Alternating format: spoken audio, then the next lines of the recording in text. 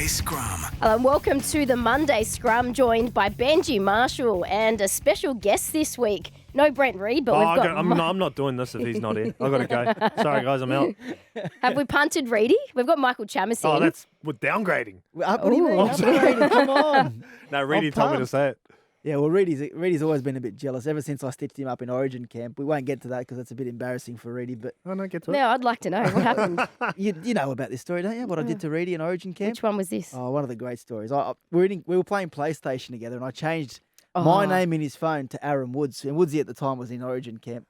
So Reedy thought he was having a conversation all night with Aaron Woods. I won't go into the details because there's some embarrassing things in there. But all of a sudden we hear a noise outside and it's big Aaron Woods and David Clemmer.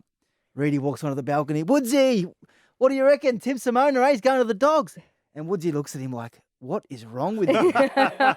and he thought he was going to come into the room and play PlayStation, but that conversation was just with me and he didn't talk to me for 2 weeks. That. I love the stitch-ups. That's something I would do. Reedy, wow. Let's keep you on, I reckon. We'll see how you go for the next half an hour. I don't want to cop it from Reedy. How was everyone's weekend? Enjoy the footy? I did. I actually really enjoyed the footy. Watching all the teams go around again. There's some special moments over the weekend we'll talk about later, but the Warriors was fantastic. Seeing Latrell back for South. But there were some great games over the weekend. I really enjoyed them. And we had Beni for Brain Cancer round as well. So they raised $4 million for the Mark Hughes Foundation, which is incredible. And they announced during the week at the University of Newcastle, they're opening a $25 million centre for brain cancer research. So that's amazing. Over the last 6 years with this round, all of the effort that's gone in and the money we've raised is finally going to get this centre up and running and hopefully find a cure for brain cancer. Yeah, I like how you said we then because you have been very busy. Very busy. Just talk us through, you did the walk. I did the last walk, week. Yep. So how was it? It was tough. You look tired. It was tough. What about how she looks? What about her feet? She looks like Fred Flintstone walking in today. I can't put shoes on. Can I just say, Em? Yeah. Proud of you for what you did, but can you not post feet photos on social media, especially after that walk? I thought it was very smart. There's a lot of people who pay big money for those. We actually discussed this on the trip, and someone said, "Why don't you get like a page like OnlyFans but for feet?" There's a page for feet. There is apparently. So we looked it up, and you get $5. We looked it up. What? It's like $5. I don't know what they look like because they're blurred out until you pay for the photos. I So know. what did you get? I know because my missus gets people messages saying, "Oh, by the way, I saw your feed on the OnlyFans feed thing." That's how I knew there was a page. Yeah. But Unbelievable. I think Emma paid for hers to get on there. And there's all different categories as well. There was high heels, all different types of things. So then the boys started looking up blisters, crusty feet to see if and there weren't those categories. So we thought, I could potentially start those categories. Well, you had fans on social media. No, giving you raps. had plenty. I know. Big Gus. Yeah, Gus Gould was giving you a rap. He did. Thanks, Gus. What happened? Who else? No, just Gus. No, you had a few. I saw you over the weekend. You're very busy hosting It's busy. I went to Rugby Perth. Union. Union? Code Hopper. Yeah. What do you think? Yeah. I've done it before. It's good. Works well, actually.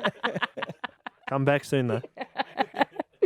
Well, let's get stuck into the Origin sides. We'll start with Queensland. Felice Kafusi is obviously out. Unfortunately, his dad is not well. So Jeremiah Nanai comes into the starting side and then Tom Gilbert on the bench. What do we think of those selections? Well, I like Tom Gilbert. I think he's a really good player. He plays pretty tough. And when you listen to Billy talk, he talks about players who are going to fit into a system and play team first footy. I was a little bit surprised maybe David Fifita didn't get a look in, considering what he could add. Then if you think about the first two games, the last 20 minutes of both games, Queensland have looked like they were a bit more unfit and not as mobile and agile as what New South Wales looked. And I thought there were danger signs in game one in the last 20, and in game two, they just couldn't keep up with New South Wales. So I think finding a fit Tom Gilbert who could probably play big minutes there and defensively move sideways, which they're going to have to pressure the halves for New South Wales. And I think Gilbert's one of his strengths is putting pressure on the halves defensively. Benj, do you think that Queensland didn't make a whole heap of changes because there's not the depth there? Or generally, Billy didn't want to make changes? I didn't think they should have made that many changes. If you look at it, like game one, they dominated New South Wales. And I think there was a moment of Val Holmes kicks the goal, the conversion, they go up by 14. But just being up by 12 let New South Wales stay in the game. And then in game 2, just before halftime, they dominated the first half. I think the try New South Wales scored just before halftime probably gave them confidence, because before then, I thought Queensland were on top. Add the fact that game 3's in Queensland with a crowd that's going to be behind them, everything to play for. New South Wales was do or die, and it wasn't for Queensland. This game is do or die for both teams. Well, so I think it's different. Yeah, Billy spoke to the media a little earlier today. There's a fair bit to like about Tom. He's been playing really well, actually, been on the radar for a while. Look, he's that sort of player that you just want in your team. Works really hard in defence, keeps his feet moving. Hearing a lot of reports that he's really fit. And he's got good leg speed as well. So a good carry, and looking forward to having him in our team. Jesus, Billy, he's been listening to me, has he? Yeah, geez. Or have you been listening to him? I've Did you never do heard some that. research before we came on this podcast? I didn't know we're What talking did about Billy Tom say? Gilbert, to be honest. I'm a fan. I know because he signed to go Redcliffe next year. And I had a chat to Wayne about him before. That's how I know about him. Let's talk about the Blues.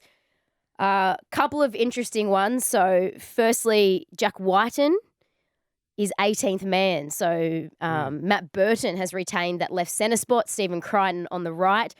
Payne Haas is out with an AC joint injury, and Jordan McLean is going to start in the front row. Let's start with Jack Whiten.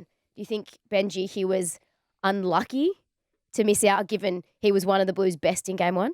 No, I don't. How do you make that many changes from a team that dominates game 2? You know what I mean? Like, if you think about it, there's players who didn't play well in game 1 that came and played well in game 2. So you don't need to make all these sweeping changes to make a difference. And I like the changes Freddie did make for game 2, and they worked.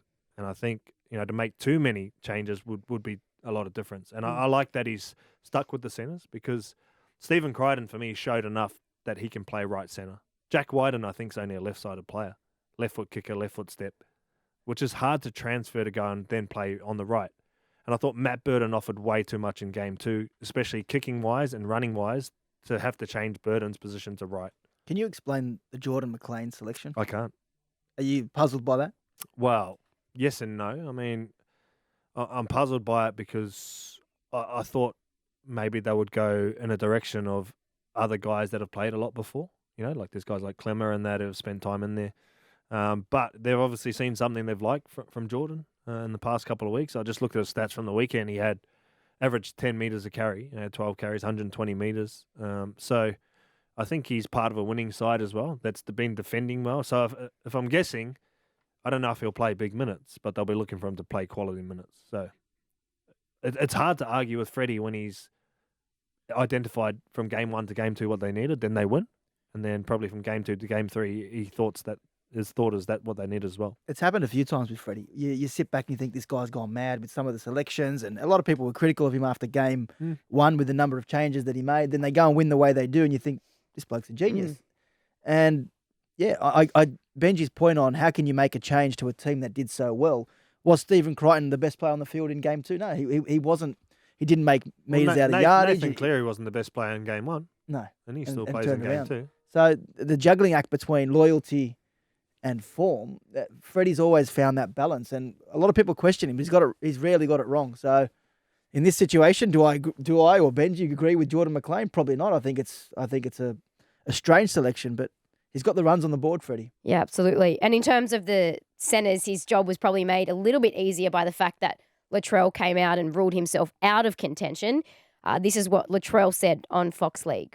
No, I think I'm going to shut down them headlines now. I'm going to pull myself out. I'm going to worry about South, focus on myself. They've got a real good team there at New South Wales, and good luck to Burton in the centres. And give Crichton a go too. Let him have a go. Let him bleed in. And I just really want to focus on South Sydney and myself, and get myself right for the back end of the season.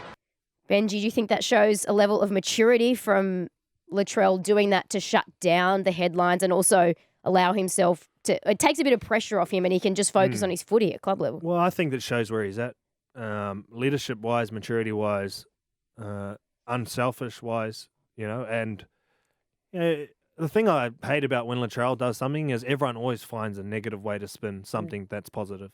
And for me, there's only positivity out of this for me. Like, it's unselfish because he's worried about, first of all, long-term, going to that level, coming back of a hamstring injury, that it's a bit of risk. Yeah. Also, South Sydney, if you look at the last couple of seasons, he feels like he's got a bit to play for at South Sydney, so he wants to be able to last the season. And personally, for himself, I think it's the best decision he could have made for himself. Yeah. And at the end of the day, you can't hold anything against anyone that's making decisions that they think are best for themselves. And I actually think it's the best thing for New South Wales. Automatically, it stops the talk, takes the pressure off Freddie having to think, is picking Latrell the right thing or isn't it? Well, he's taken that out of his hands. And I think that's a sign of leadership and maturity from Latrell. Did he owe South Sydney this decision, Benj? Oh, that's a true reporter question, isn't it? Well, last year he got suspended in the finals, and the year before he got injured. I don't think he owes anything, but I feel like he feels like he's got a point to prove that he wants to be a part of South. And not being in the finals last year would have hurt him personally. And he hasn't played for 12 weeks. People forget that. It's hard to do, but his performance was good on the weekend. But there were still glimpses, I thought, where he didn't open up fully to 100%. The level's different when you go to Origin. It's faster, it's quicker.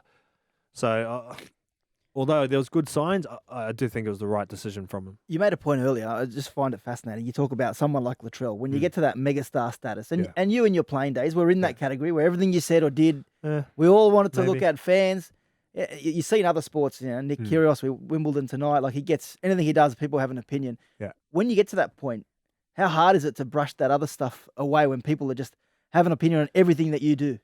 Oh, I mean, it's part of the territory, but it doesn't make it any easier to deal with or live with. And, I think Latrell's a little bit different to me, so I can't speak on his behalf. He's in that, the next level tier, where he's criticised at everything he does. Everything is somehow turned into a negative with Latrell.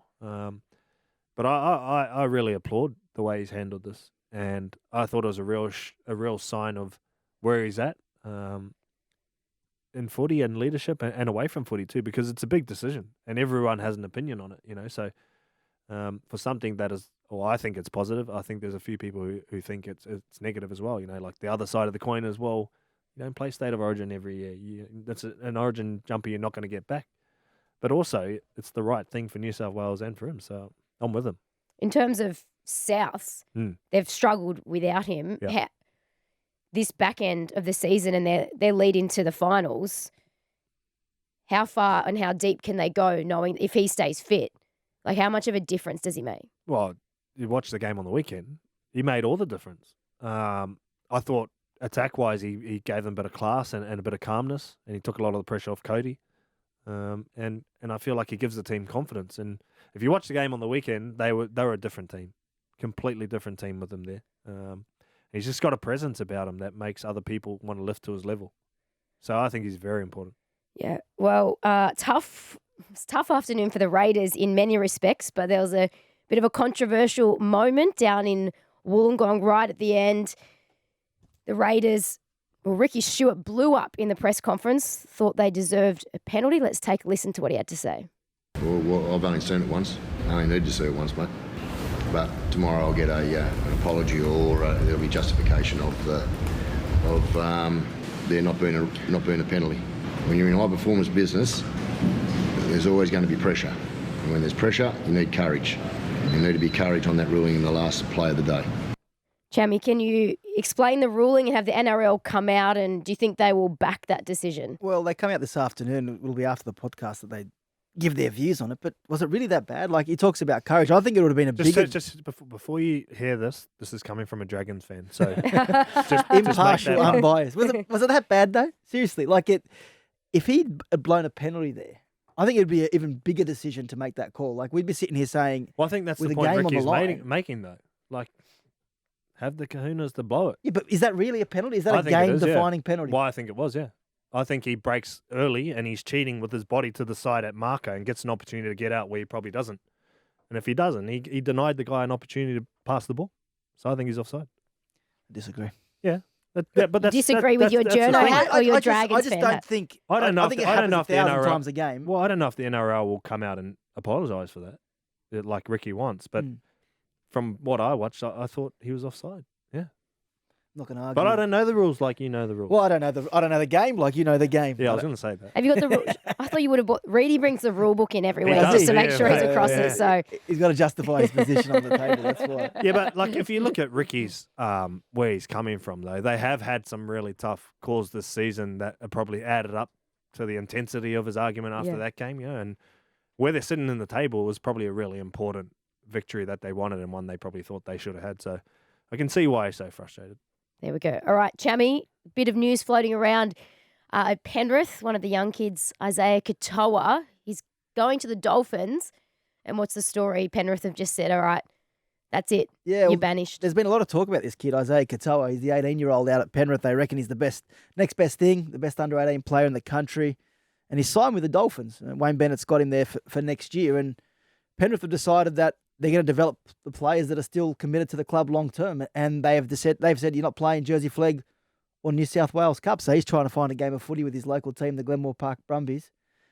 I just wanted to get Benji's Benji's thoughts. If you're your mate Uncle Wayne, would you be filthy right now, or have Penrith done what any other club would do? I don't know how you can be filthy. It's like business-wise, Penrith probably think it's the best decision investing in the people that they've got for next year. And it happens all the time, unfortunately, in footy. If someone decides to go to another club, usually, unless they're in contention to play semi-final football or whatever it is, or they need wins, they usually don't end up playing until they go to a new club. So I think for the kid, it is unfortunate, but that's just where rugby league is at these days. The clubs find a way.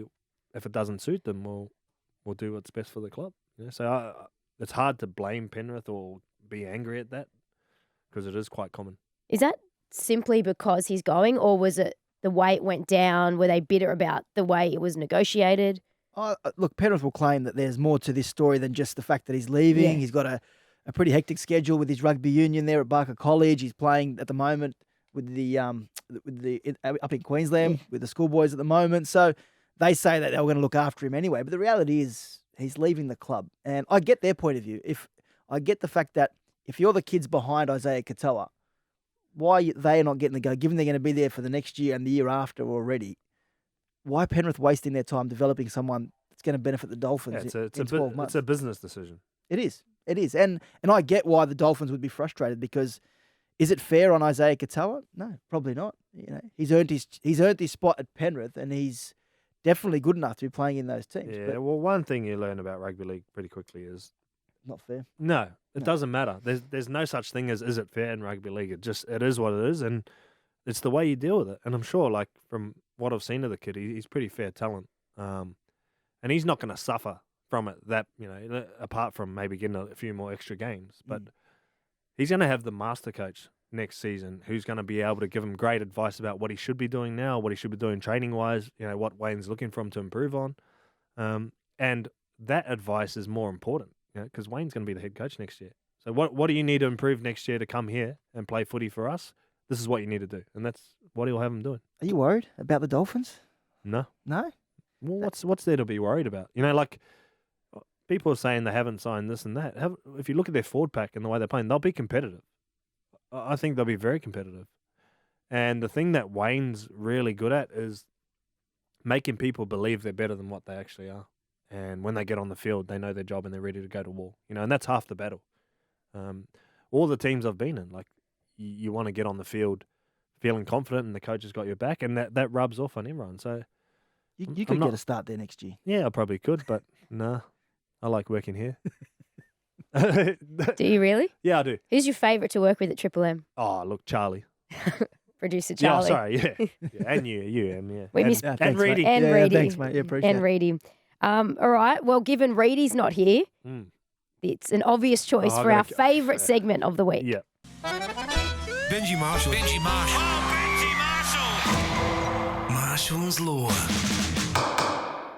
Yeah, well, I touched on this at the top of the show. It was the things I enjoyed from the weekend, and it was just sitting at home. Like, I've become a real emotional cat since I've had kids, like real emotional. And then I was just sitting at home and I was watching the pre-game of the Warriors versus the Tigers. And I seen the build up during the week, the hype about how great it was going to be for the Warriors to be home. It was sold out playing against the Tigers. And it didn't really hit me properly until I saw the Warriors running out and the shots of the crowd, the noise, seeing how pumped everyone was. The Warriors have had a terrible season. But if you watch the fans, the way they cheered the players when they ran out, you would have think they were playing in the grand final. You would have thought that. But I think they've copped a lot of flack, Sean Johnson in particular, about, living away from home. And, you're living in Redcliffe still, you still got a good life. It should be easy. Well, you don't know how hard it is being away from your family until you're actually in that position. And I looked at the team across the board during the game, after the game, before the game, and they all look completely different to everything I've seen this season. They all look like they had more to play for. Their scramble defence was amazing. Try-line defence for the first time this season. They didn't let in a try. But you could see the desperation in the way they played. That hasn't been there all season. And back to Sean Johnson, it was a guy, I follow him on social media, so I've seen all the stuff. He's back with his family. He looks happier. He ran the ball 7 times on the weekend. That was 7 times more than the week before and 7 times more than the 2 weeks before that. It's for 70 metres, 10 metres a run. He had 2 try assists. But he controlled the footy game with confidence. And that's off the back of feeling at home and being back with his family. And for the Warriors, that result, like 22-2 or whatever it was, you can't underestimate how big it was for them to be home. I think particularly for Sean, because didn't most of them have their family, but Sean was one of few who didn't have his wife and kid over there? Yeah, absolutely. His wife plays professional netball in New Zealand with his daughter who are back there, and he was here by himself, away from all of his extended family as well, which was tough. But there was a lot of other young guys who lived with their parents back in New Zealand who were living over here by themselves, struggling in that environment, and like we all think it's easy, but we're not in their shoes. They've been away from home for 2.5 years and had to relocate. But I know we talk about all these things, but I just really enjoyed the fans of the Warriors who turned up in their retro jerseys from way back, full Mount Smart Stadium. Haven't seen that for a long time, so it was just a credit to the Warriors organisation for the sacrifice, but also, how much support they do have in New Zealand. And I just love seeing it. And I think we're going to try and do everything possible to reward New Zealand. So, Chammy, they're having the All-Stars game there next year, is that right? Yeah, the All-Stars game in Rotorua next year, which will be sensational. I think the NRL is long overdue, to be honest with you, with the Māori All-Stars, having that game back in New Zealand. I think it's a great decision. And as Benji said, it's incredible the sacrifices they've made. If you actually said to someone 3 years ago now that you're going to move away from home for the next 3 years and a lot of you won't see your family, none of them would have done it. And the fact that they were put in that position to do it and did it, and we might criticise their performances, but their performances over the last couple of years are irrelevant compared to the sacrifices they've made. So good on the Warriors, and hopefully this is now the start of them getting themselves back on their 2 feet, because football hasn't mattered for a couple of years. And there was a little, back to footy part of it, there was a little part of me that saw Stacey Jones in the coach's box who looked like he could do that job. Would you give it to him? I would. I've been coached by Stacey in the Kiwis camp, and he's got all the right tools. Really good at explaining his messages and getting them. The hardest part for coaches is they understand what they're talking about, but translating that to a group of players so everyone understands it. That's the hardest part. But Stacey's really good at that. And also, I think he's got a good balance of understanding what players need on and off the field. And that's a big part of coaching as well. So I could see him doing it long term, yeah, for sure. And it fits, right? Stacey Jones, the Warriors, it fits. Well, question marks over a couple of coaches. Chammy, Justin Holbrook, do we think he's going to be gone soon? Well, if they keep dishing up performances like that against Newcastle, it won't be long. From my understanding, they're quite torn. I think they've got the owners there have a great relationship with Justin Holbrook. They're quite close to him, but they can't sack him. Well, they can't. They're going backwards, Benji. I'm not saying that they're going to sack him. Well, but they've gone backwards in one season. We've got into this culture now where one bad season means, let's just sack the coach. No, I don't disagree with that. Yeah, I think Justin Holbrook has shown that he can do. We've shown it. They made the semis last year. They were one pass away from beating the Roosters. They should have won that game and advanced. They've gone backwards this year because I think they've lacked experience, and they've lost guys that were leaders in their team. And Fogarty? Fogarty. I heard Holbrook talk about last week the game management, and everything he pointed to was Jamal Fogarty. They let him go. So I think Kieran Foran will be a good signing for him, but I think they need to sign some quality forwards who are leaders to get around Tino and help Tino and understand when you get in tough situations, like people have been experienced enough to help lead those young kids out of it. Because if you look at all the kids that they've got in the system, they're only going to get better through experience, and they need people around them to rub off on them to make them better. But you talk about going to get some forwards. How can they do that with 1 million plus on David Fifita? It just doesn't stack up. Yeah, well, that's up to them. They got to find it. You go and look for forwards who maybe on 250 that have got quality leadership, that have been in good teams, that understand how to win, that are looking for opportunities. They're there. You don't have to go and buy like representative forwards. Yeah. And that pisses me off too. The David Fifita thing makes me angry as well. Like, they signed him on that money.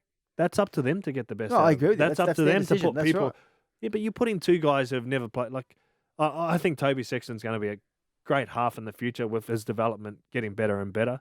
AJ Brimson's played no 5'8". Then they put those two guys with David Fifita and say, here you go. Yeah. Have the ball, run. Yeah. If I was playing with David Fifita, I'd love to have him as my back row. I'd use him in so many ways where he's going to make me look better and I'm going to try and help him be better. But he doesn't get that. And he gets judged off. Like, I watched on the weekend. He was one of their best players, and they were just saying, here, run it. You just go and do your best, one out. The thing it's not fair, but he's not getting judged as David Fifita, the $700,000 player. He's getting judged as someone, is he living up to the million plus price tag, which is the reality of the situation. Who's judging him on the price tag? I'm saying the Titans. Yeah, but the Titans should be judged on that because they signed him for that. Well, that's what they paid. That's their fault. But if you think he's worth that, then you get that out of him. Yeah. And if it's not, you're the one who. But they've done that with Ash Taylor. Yeah. Get that out of him. Like we always say, well, he's on 1.2 or whatever. He should be earning it. Well, you're only worth whatever the club pays. There's so many players who play for less and play better but never get mentioned. It's only the ones who get paid heaps and don't play as good as that. But if you think he's worth that, we'll find the way to make him worth that. That's up to you. It's the nature of the beast, isn't it? You get that $1 million price tag. Everyone's so hung up on this $1 million thing. What if you're on 999? You'd probably rather just go to the 900s, wouldn't you? So then all the pressure's off. Let's we're cut going it to give down. you 1.2. You know what? Just give me 998.99. Thanks. I'd actually be tempted to do that. Well, Reedy's on that much anyway. Just so you just ask him what it's like. You can't get the $1 million headlines. Reedy gets paid per click here. He's the highest click. Did you know he didn't walk here from Brisbane? Did you know Reedy's segment allegedly is the most clicked on segment in Triple M history? It's actually true. Is it? Yeah. I've been told this very reliably. What segment is this? Is this when he did true. Is this when he did manscaping? Reedy's Mail. Manscaping. Sorry. Reedy's Mail. Yeah. Wow, there you go. Yeah, I think he's a respected journo. Yeah. Not like these two in here. How'd you rate Chammy's appearance on our podcast? Bring back Reedy. Won't be back. Reedy's paid me all these things. He said, bro, say this, say that. What do you mean? I was there for your 300th. Yeah, made you cry. Come on, you've forgotten already. No. I'm just back. Reedy's like, bro, back me up. I said, yeah, I got you. No worries. All right, you're both busy tonight. Chammy, you got 100% footy? With your man, Gus. Gus. I'm sure he loves me as much as he loves you. Make sure you Em. thank Gus for the rap. Yeah, can you? Yeah. So can you give me some tips? How do you get Gus to love you? What do you do? You haven't mastered it yet? Oh, You've worked with him for 2 failing. years. I'm failing. He loves me, Gus. Does he? Yeah, he used to always rap me up when I played. Did you go back and listen to it just to hear Gus and Rabs talk you up? Oh, I just loved it. Yeah. Thanks, Gus. And who's on your show tonight? Dale Finucane, Josh Adokar tonight. Yeah, talking a bit of Origin, bit of life chat. Yeah. Very nice. Tune into the Rivals, Fox not, League. He's late. What time are you on? Try not to cough tonight, Benji. Yeah, I know. I had a coughing fit the other week. It was terrible. Live TV and me just... I think it's just because I get like anxiety and nervous. I just have these coughing attacks. Do you? No, I don't. Oh. But I think it probably seems like I do. Probably a bit of delayed choking from the playing days under the Tigers, you know. Yeah. Ooh. Dragons. Coming in with a bit of a dig. All right, so we'll tune into Fox League and Channel 9 Just this Fox evening League. to see both of you. If you're still awake, Em. Yeah, I'll be watching you, Chammy. Thanks. And in the meantime, we'll see everyone next week on the Monday Scrum. Love you, Reedy.